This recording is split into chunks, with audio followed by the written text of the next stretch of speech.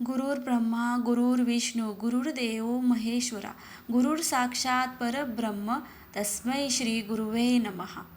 श्री गुरुदेव दत्त. दत्त उपासना कशा करावी? प्रत्येक देवतेचे विशिष्ट उपासनाशास्त्र आहे.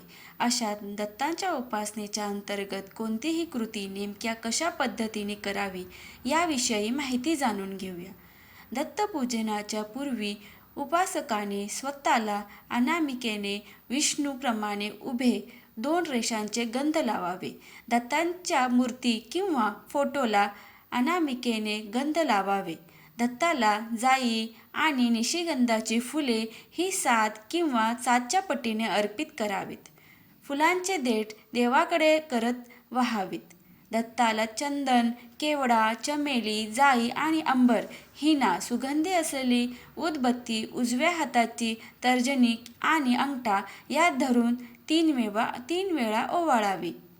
दत्तांना वाळा हे गंध अर्पण करावे. गुरुवार हा दत्तांचा वार असल्याचे मानले जातं. या दिवशी दत्तात्रेयांचे भजन पूजन भक्तिभावाने केले जाते. दत्त नामजप याचे फायदे. दत्तांच्या नामजपामुळे शक्ती मिळते. अशात दररोज किमान 15 ते 20 मिनिटे एकाग्र चित्ताने दत्ताचा नामजप केल्यास वाईट शक्तीचा त्रास नाहीसा होतो. नामजप केल्याने पूर्वजनांना गती मिळते आणि घरातील वातावरण आनंदी राहण्यास मदत होते. नामजप केल्याने लिंगदेहाचे जडत्व अल्प होतात आणि त्याला पुढे जाण्यास ऊर्जात्मक बळ मिळते.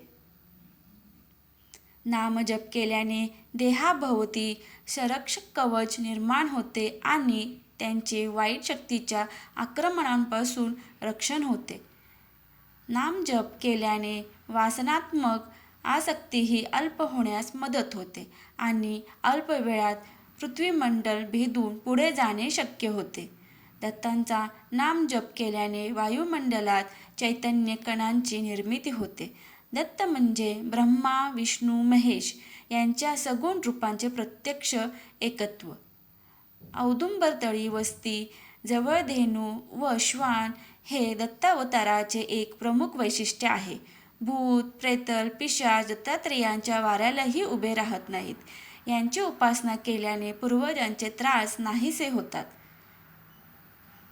संबंधबाधांना अर्थात वेगवेगळ्या पद्धतीने किंवा मार्गाने आत्महत्या करणाऱ्यांना ब्रह्मांडातील कोणतीच गती प्राप्त होत नाही. अर्थात कोणत्याही योनीची प्राप्ती होत नसल्याने त्यांना पाताळवास प्राप्त होतो.